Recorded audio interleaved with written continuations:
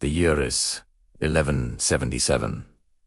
Picture this. You're standing shoulder to shoulder with 500 exhausted knights. Your horse is practically breathing fire after a forced march that should have killed half of them. The November sun beats down, unnaturally hot, turning your armor into a personal furnace. Your scouts have just returned with news that makes grown men weep. Not the 20,000 enemies you feared. No, it's 26,000 of Islam's finest warriors, spread across the horizon like a plague of locusts. That's 52 enemies for every one of your brothers in arms. The math of annihilation is simple, brutal, and final. Yet, in 2 hours, 20,000 of those warriors will be dead. The most powerful Muslim army assembled since the First Crusade will simply cease to exist. A dying teenage boy with bandaged hands will achieve what seasoned commanders called impossible. What military science said couldn't happen. What even God seemed to have forbidden. Think about those numbers again. 500 against 26,000.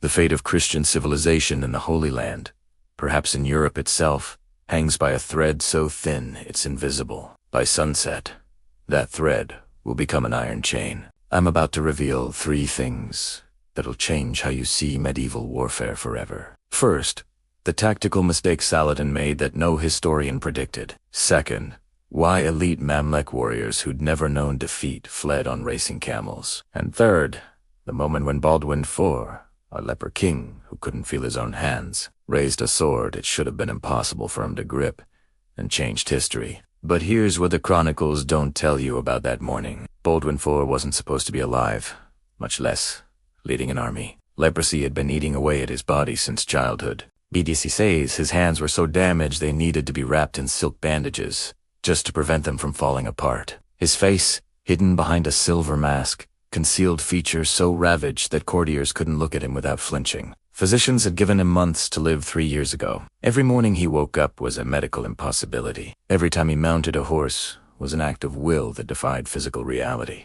Facing him stood Saladin, the sword of Islam, a man who had united the fractured Muslim world through a combination of military genius and genuine piety. At 40 years old, he was at the absolute peak of his power. He'd just come from Egypt, his personal power base, with an army that was more than just a collection of soldiers. It was a statement. This was the force that would finally drive the Crusaders, the Franks, into the sea.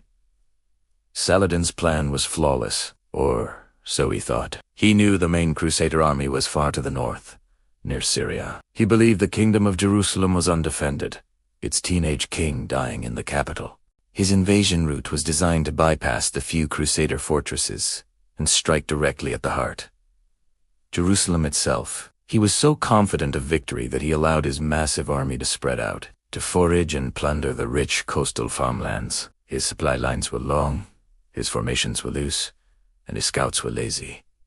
He wasn't marching for a battle. He was on a victory parade. This was his first great mistake. Underestimating his enemy, not just in numbers, but in spirit, he saw a sick boy. He didn't see the lionheart within. Back in Jerusalem, panic was setting in, but not for Baldwin. When news of Saladin's invasion reached him, he didn't hide. He didn't send messengers begging for terms. He acted. In an act that stunned his own court, he rallied every available fighting man. This wasn't an army. It was a desperate gamble. A few hundred knights, including 80 knights, Templar led by their Grand Master, and a few thousand infantry, many of them just citizen militia. Baldwin didn't wait to be besieged. He knew that was a death sentence. He marched out to meet Saladin. This decision alone is the stuff of legend. Most commanders would have hunkered down, prayed for a miracle.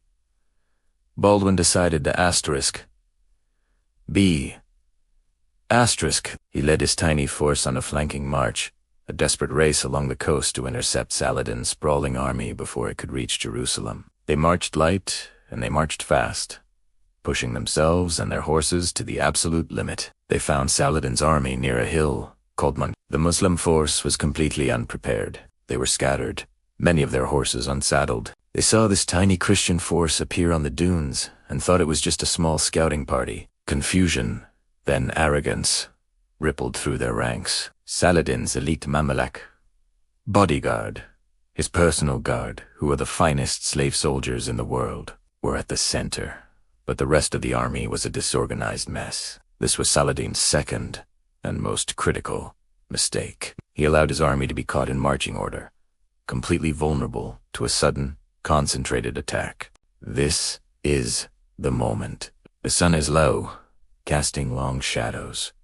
Baldwin IV, the 16-year-old leper, rides before his men. He can't hold a sword properly, but he holds a symbol far more powerful. He dismounts, with great difficulty, and kneels before a relic of the true cross. His knights, hardened warriors who have seen everything, kneeled with him. He prays aloud, his voice clear and steady, asking God for strength and victory. As he rises, a wave of what can only be described as divine fervor sweeps through the Crusader ranks. They are no longer 500 men. They are an avalanche poised at the top of a mountain. Baldwin gives the order. It's not a complex strategy.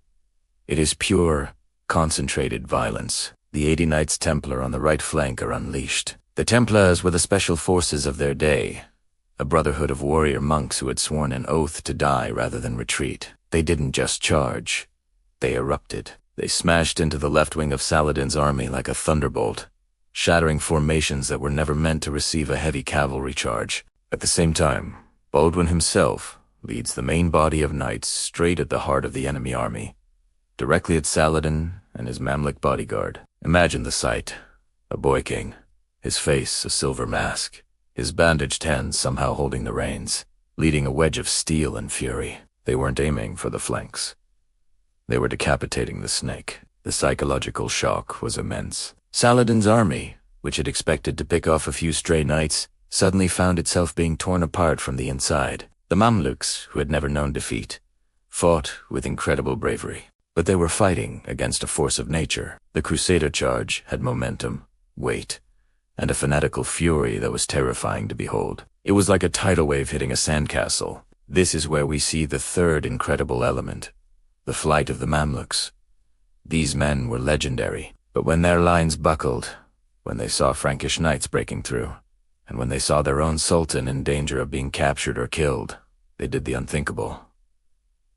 They broke. Saladin himself was only saved by the speed of his racing camel. He fled, and with him, the command structure of the entire army evaporated. What followed was not a battle. It was a slaughter. The rest of Saladin's army, leaderless and panicked, dissolved. They ran. But there was nowhere to run to. They were deep in enemy territory, miles from safety. For the next 12 miles, the Crusader knights hunted them down. The infantry mopped up the rest. The rain, which began to fall as night came, swelled the rivers, trapping thousands more. By the next morning, the field of Manjisard was a graveyard. Over 20,000 of Saladin's soldiers were dead or captured. He escaped with less than a tenth of his original force. His personal baggage was captured. His authority was shattered. It would take him years to recover from this single, catastrophic defeat. And what of Baldwin? The boy king had won one of the most stunning victories in military history. He returned to Jerusalem not just as a king, but as a living saint, a hero chosen by God. For a brief, shining moment, the kingdom of Jerusalem was safe, its future secured by the courage of a boy who should have been in his sick. The Battle of Manjisard teaches us that wars are not just won by numbers or by strategy. They are won by will. They are won in those moments when a leader inspires ordinary people to do extraordinary things. Baldwin IV couldn't feel his own hands, but he could feel the weight of his kingdom on his shoulders, and he refused to let it fall. His body was failing, but his spirit was unbreakable. He would continue to rule for another 8 years, a constant battle against his disease and his enemies, proving time and again that the strength of a king is not in his limbs, but in his heart. The silver mask he wore hid his ravaged face, but it could not hide the fire in his eyes. He was, and forever will be, the leper king who defeated an empire. He commanded an empire stretching from the Nile to the Euphrates.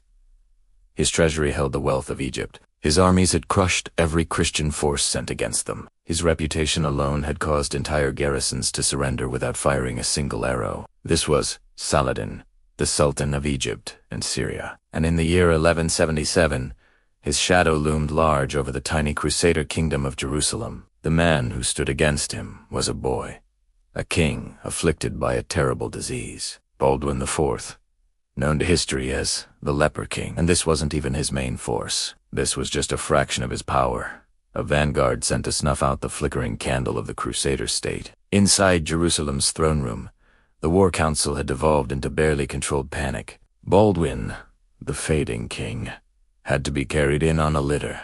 His legs, ravaged by leprosy, could no longer support even his diminished weight. Jerusalem's garrison was a ghost force, numbering fewer than 1,000 men. Most were old, too young, or wounded from past campaigns. The arithmetic was murder. Raymond of Tripoli, the kingdom's most experienced and respected commander, finally spoke what everyone was thinking. "My lord, you must flee to Tyre. The kingdom needs its king alive, not dead in a hopeless stand." Others in the council chamber nodded in grim agreement. Hirad the Rightfoot, soon to be Grand Master of the Templars, suggested that favorable terms of surrender might still be negotiated. Even Reynaud of Chatillon, that savage and reckless warrior who had never counseled retreat in his life, remained silent. Then Baldwin, the dying boy king, did something that stunned even his closest advisors. Despite hands that could barely close, despite a body that screamed with every movement, he demanded to be lifted to a sitting position. His voice, when he came, was surprisingly clear, cutting through the despair and carrying to every corner of that stone chamber. "Gentlemen," he said, "I may die tomorrow or in 10 years, but I will die as I lived, as the King of Jerusalem." He turned his masked face towards his commanders. "We are not merchants haggling over the price of our kingdom. We are its guardians. We will not surrender. We will not flee. We will ride out and meet them." The council was shocked into silence. To march out was suicide. Here's the reality: that November morning, Baldwin could scrape together only 500 knights.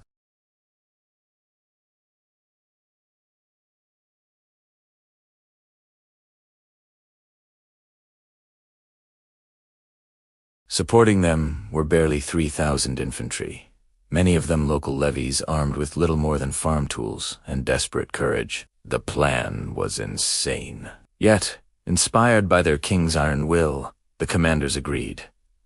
They would ride. Their only hope was to intercept Saladin's army before it reached the open plains near Jerusalem, where its cavalry would be unstoppable. They chose a place called Mangisard, a small hill near the town of Rambla. It was a long shot, a desperate gamble. The march was grueling. Baldwin, too weak to ride, was carried at the head of the army on his litter. Above him flew the relic of the true cross, a symbol of their faith and the reason they were all there. The men, seeing their afflicted king enduring the pain, found new strength. They marched with a grim determination, a tiny column of steel and faith against a sea of enemies.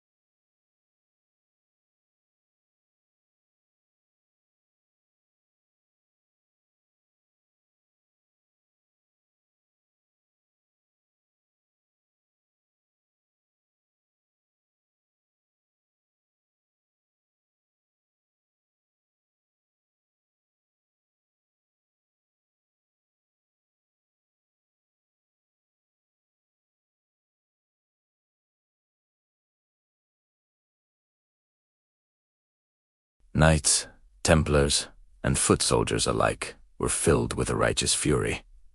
Then came the order: charge. What happened next is one of the most astonishing moments in military history. The 500 Christian knights, with the 80 Templars at the very tip of the spear, thundered down the slope. They hit Saladin's baggage train first, sowing chaos and panic. The Crusader charge, a concentrated wedge of armored fury, smashed into their flank like a thunderbolt.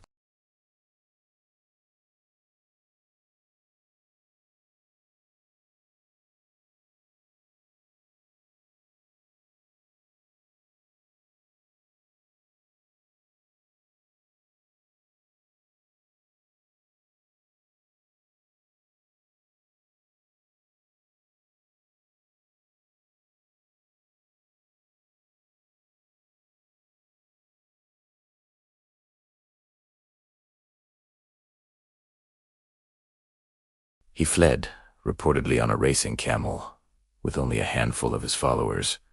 The rest of his army was annihilated. They were cut down as they tried to flee through the mud or drowned, trying to cross swollen rivers. Of the 26,000 men who had marched so confidently on Jerusalem, less than a tenth made it back to Egypt. Their equipment, their supplies, their pride, all of it was left shattered on the field of Mon. Against all odds, the 16-year-old leper king had achieved the impossible. He had led a tiny, desperate army to a victory so total, so absolute, it bordered on the miraculous. For a brief, shining moment, the kingdom of Jerusalem was safe. Baldwin's name was spoken with awe, not just in the Crusader states, but across the Muslim world. The victory at Moncassard would be the high point of Baldwin's tragic reign. His disease would continue its relentless march, and the political infighting within his kingdom would eventually pave the way for Saladin's ultimate triumph at Hattin. A decade later,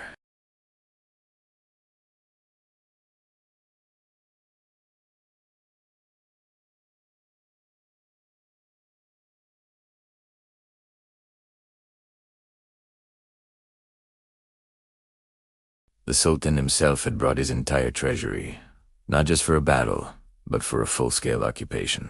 By dawn on November 25th, Baldwin's exhausted army had completed an impossible march, covering ground that should have taken days. Then, his scouts returned with electrifying news. Saladin's massive army wasn't formed for battle. They were scattered, relaxed, completely unprepared. It was as if God had delivered them directly into Baldwin's hands, just as the young king had prophesied. The day dawned clear and hot. Saladin's own scouts had made a catastrophic mistake, a blunder that would soon cost 20,000 lives. Around 6 o'clock in the morning, the first gift arrived, a gift from God, or perhaps from Baldwin's tactical genius. The king's scouts, local riders who knew this land like the back of their hand, reported back. Saladin's mighty host wasn't in formation. They were spread out across 3 miles of rolling countryside. Foraging parties were fanned out like careless fingers, supply wagons sat unguarded, and horse lines were dispersed. The most powerful army in the region looked less like a military force and more like a great migration. The Templar Grand Master, Odo de Este, a man rode to Baldwin's litter. "Sire," he said, "God has delivered them into our hands." But even he couldn't hide the tremor in his voice as he added the next part. "The enemy numbers are worse than we thought. Not 20,000. 26,000. Their banners darkened the horizon."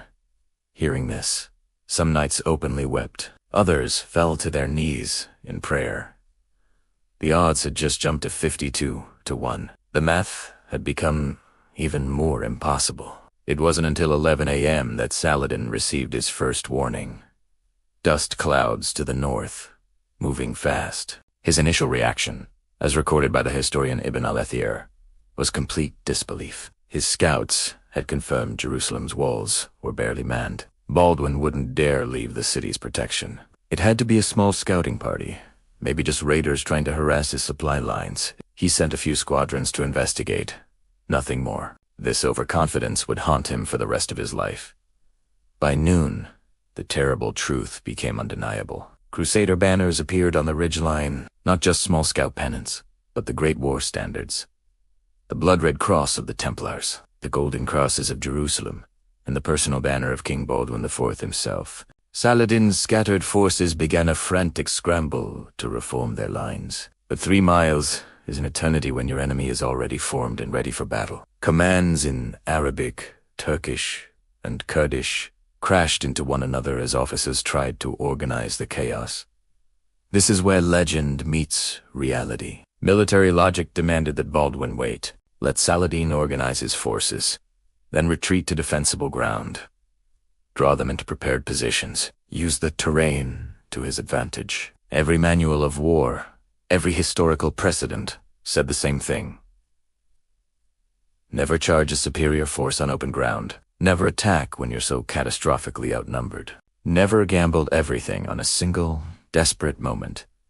Baldwin was about to violate every single one of these rules. Despite being in agony that would have killed most men, the leper king demanded to be lifted from his litter and placed on his warhorse. Knights rushed to strap him to the saddle, his legs useless, his hands barely able to grip the reins. Blood seeped through his bandages where the straps cut into his diseased flesh. Yet, when he spoke, his voice carried across the entire Christian line. "Gentlemen," he cried.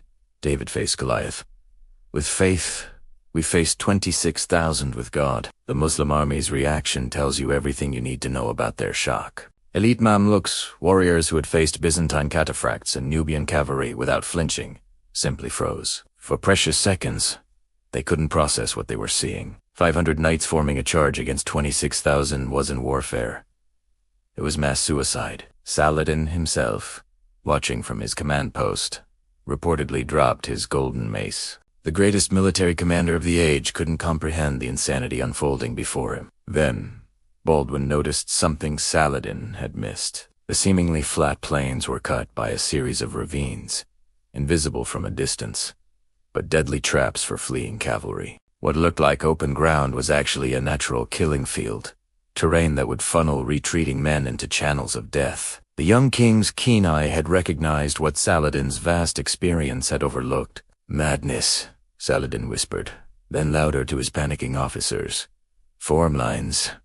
Form lines." But forming battle lines from scattered foraging parties takes time Baldwin was not going to give them. At exactly 2 p.m., the leper king raised his bandaged hand, the signal his knights had been praying for. 500 lances dropped into charging position, and 500 men began their charge against 26,000. Thanks. 2 o'clock in the afternoon, it struck like the hammer of God himself.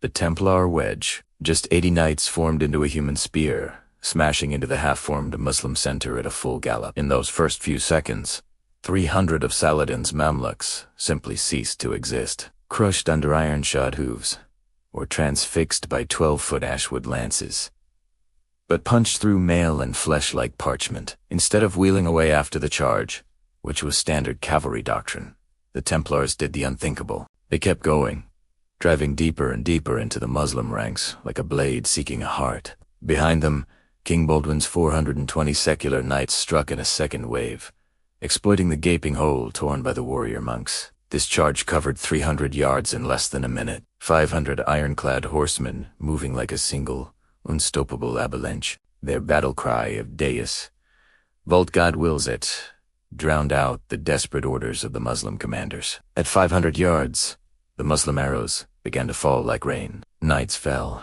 horses screamed and tumbled, but the charge never wavered. At 200 yards, the full terror of what was coming became clear to the Muslim front ranks. These weren't just knights. They were fanatics, men who believed that death in battle guaranteed them a place in paradise. The Templars, especially, with their black and white banners streaming overhead, came on like demons from a Christian hell. At 2:15, the first impossible moment arrived. Saladin Center, 8,000 of Islam's finest cavalry, began to buckle. Not retreat, but buckle, like a dam cracking under immense pressure.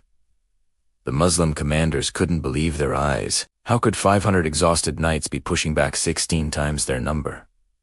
The physics didn't work. The mathematics were impossible. And yet, it was happening right in front of them. Then, something occurred that defied all military logic. The Crusader horses, exhausted from their forced march, should have been failing. Instead, they fought like creatures possessed. War horses bit and kicked, adding to the carnage. One Templar mount, its rider already dead, continued charging through the Muslim ranks, trampling warriors and spreading panic by its very existence. The beast finally collapsed after taking 17 arrows, but not before its rampage had broken an entire squadron. At 2:30, panic began its deadly work. A Mamluk regiment on Saladin's left wing, seeing the center collapsing, began edging backward. In the chaos of battle, hesitation is contagious. Within minutes, that backward drift became a stream. Commands turned into screams. Formation dissolved into total chaos. The impossible was happening. 26,000 warriors were being routed by a force they outnumbered 52-1. But then came Baldwin's man. His 3,000 infantry, which had been hidden in dead ground during the initial cavalry charge, suddenly appeared on the Muslim flank. The psychological impact was devastating. To Saladin's already rattled forces, it seemed as if Crusader armies were materializing from nowhere. Shouts of, "We're surrounded," spread through the Muslim ranks. Militarily, it was nonsense. But panic doesn't stop to calculate the odds, and Baldwin himself, the leper king, was strapped to his saddle, bleeding from stress-reopened wounds. He raised his sword. This gesture should have been impossible. His diseased hands shouldn't have been able to grip the weapon. Yet every chronicle, Christian and Muslim alike, records it. The leper king was leading from the very front. At 50 yards, Muslim horses began backing away, despite their riders' efforts. Animals can sense doom, and doom was now seconds away. The ground literally shook under the thunder of thousands of hooves. Dust clouds rose like smoke from a great fire. The noise was indescribable.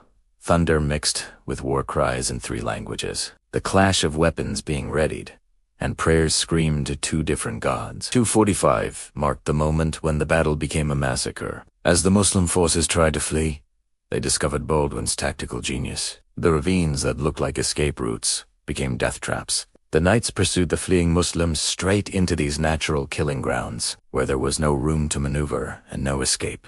But then, at 3 o'clock, something happened that even Muslim chroniclers would later call divine punishment. The sky, which had been clear just an hour before, opened up. A torrential, unseasonable downpour began. The dry, dusty ravines quickly turned into raging torrents of mud and water. Fleeing men and horses were swept away, drowned in the very ground they sought for safety. It was a chaotic, horrific end to the battle. By sunset, the field was silent, save for the rain and the cries of the wounded. Of Saladin's massive army of 26,000, perhaps less than 1,000 made it back to Egypt. Saladin himself only escaped because he rode his fastest racing camel. The rest were gun captured, killed in battle, or lost to the flood. The Crusaders, a mere 500 knights and a few thousand infantry, had won one of the most improbable victories in history. The Battle of Mungizard would echo through the ages. It was a day when a 16-year-old boy,